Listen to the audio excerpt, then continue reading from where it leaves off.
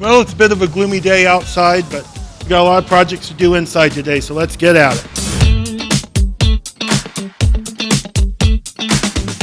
So we're going to start a short series here, a couple of videos about the various parts that make your power seats work. The main three components in the system are the switches, the transmission, and the motor.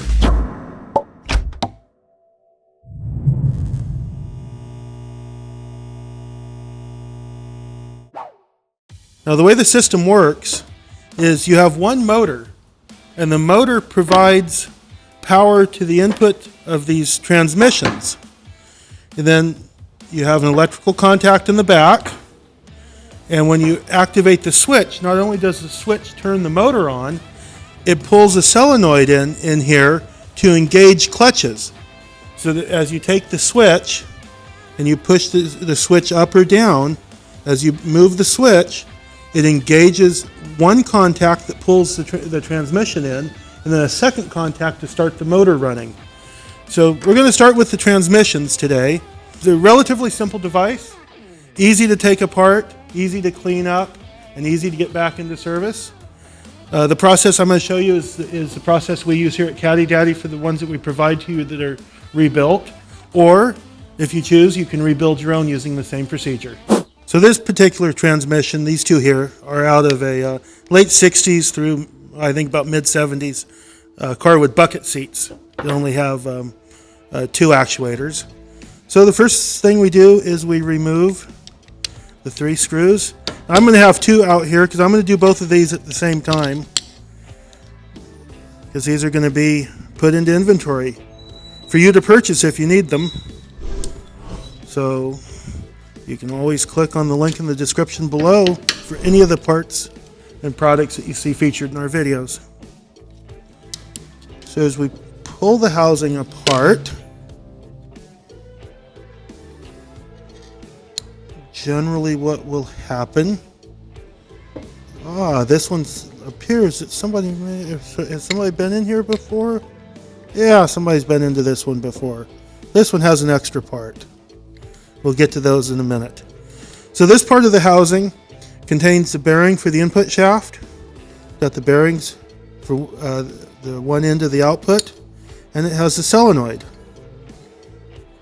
These are just a electromagnet, and the electromagnets move these cores back and forth, and that's what actuates the clutches.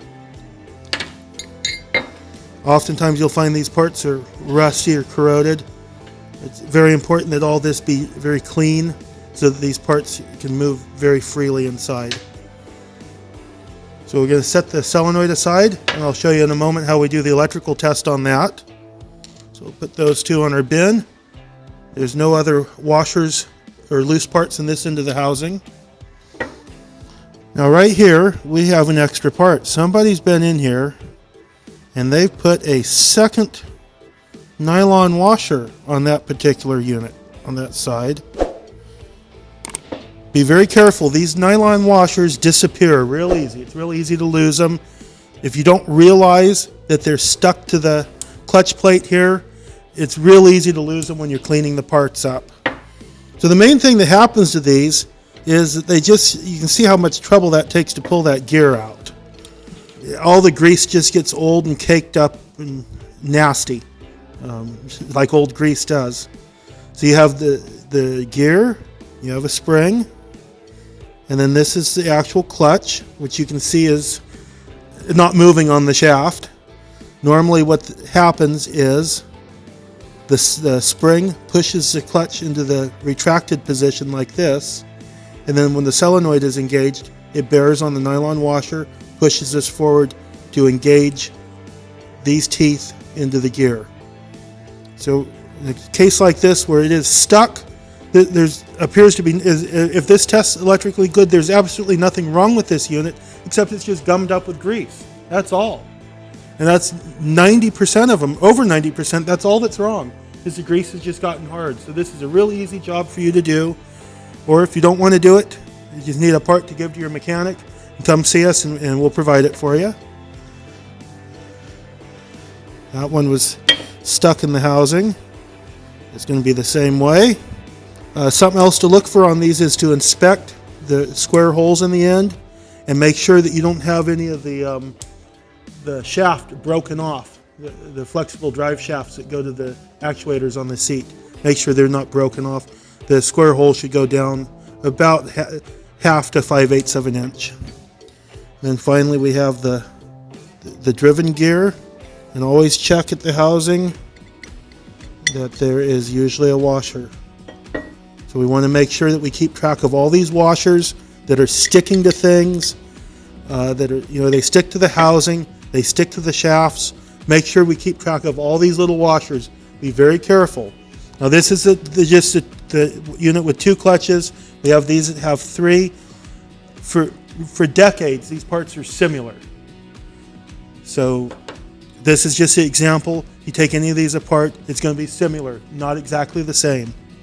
Now to get these apart, you can take and very gently tap on this with a soft mallet. You can also put a small punch down and tap on it. We don't want to deform the shaft so that it binds in the housing, and we don't want to deform the inside where the drive shaft is not going to fit. So I'm going to take and set up here, and I'll show you how we're going to knock these apart. Okay, so I went ahead and took apart the second unit that I've got on the bench. Got a punch that'll fit down in the hole. And you can see, so it goes almost an inch. I know those splines go at least 1/2 inch, 5/8, so you can just for reference see how far those go in. Now what you're going to want to do is you'll have the end of the shaft that's got the short tapered section and the long tapered section. Hold it like that, put the punch in, and tap it apart. You don't want to be pounding on these things. I'm holding it in my hand and it's coming apart just fine. Hardly took anything. Just go easy with all this stuff. Now, all those parts are going to go over to the parts washer and get cleaned up. But first, I'll show you how to check the solenoids. I just have 12 volts here on the test leads. You have two contacts here. This plug is meant for the styles like this that have the third. You can see the third points populated there, and on these it's not. So ground to the housing, and I have one of the cores. I'm just going to put the core in just shy of all the way in. When I energize it, you'll see it get sucked in. I'll push it back out with my finger. So you can see that one's working fine. That one's working fine. Check this other unit. If you test these with an ohm meter, they're going to show basically a dead short. So I like to test them under power with one of the cores to make sure that everything's working properly. So now I'm going to go spend some time cleaning up all these parts, and I'll show you how to put everything back together. As you can see, we got the parts all cleaned up and looking nice now. So I'm going to just show you real quick here how this goes together, since when we took it apart it was so dirty and greasy. So you have the main shaft here, and there's the core for the solenoid. And so when it engages, the solenoid pushes the core and it engages the gear to the clutch. You can see there's free play as you change directions, so that's normal. You have the gear, the spring, the clutch plate with the little nylon washer, and then the core that comes through. Remember to put your cores in to your coils. They say I'm doing 2 right now. So you want to put those into the coils so you don't forget them, because they need to go in first and everything else will go in around them. So I like to start with this housing first.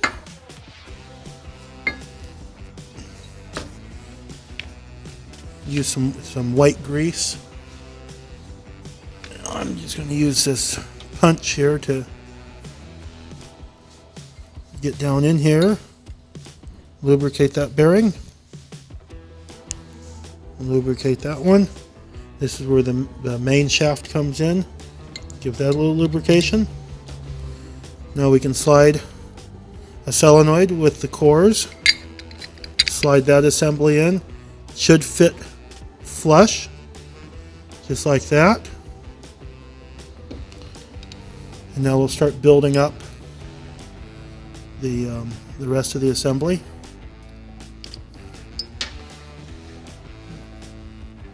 Put just a little bit where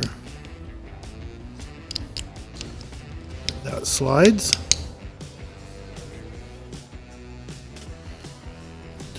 A little bit up in there. Put the nylon washer in. A little bit on the shaft.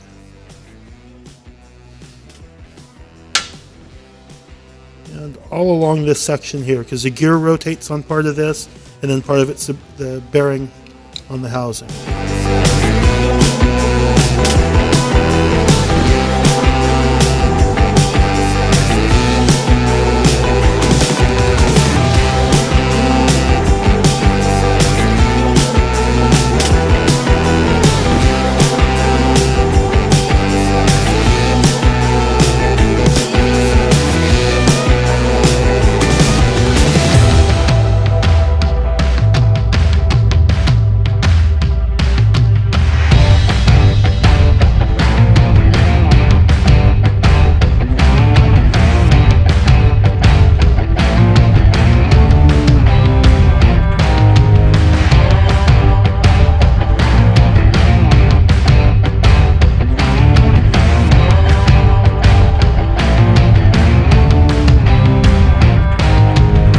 Volts on the test leads. The housing is the ground. So I'm turning the input shaft, and you'll see from the grease on the shafts the gear turns a little bit, but if you were to take and put any resistance, it doesn't turn anymore. It's just slip from the grease. So we're going to energize this side. That output turns. I release it. We'll energize this one. You can see that one's working. You can see the free play I mentioned. And now it doesn't turn. So this one is all rebuilt, all ready to go, all ready to be installed in your car.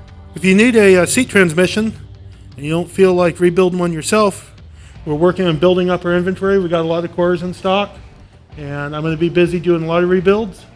I plan to do batches of 15 or 20 at a time. Makes it a lot easier, especially if there's worn parts. Find out what's good, put a few together for you guys. So if you need a seat transmission, click on the link in the description below.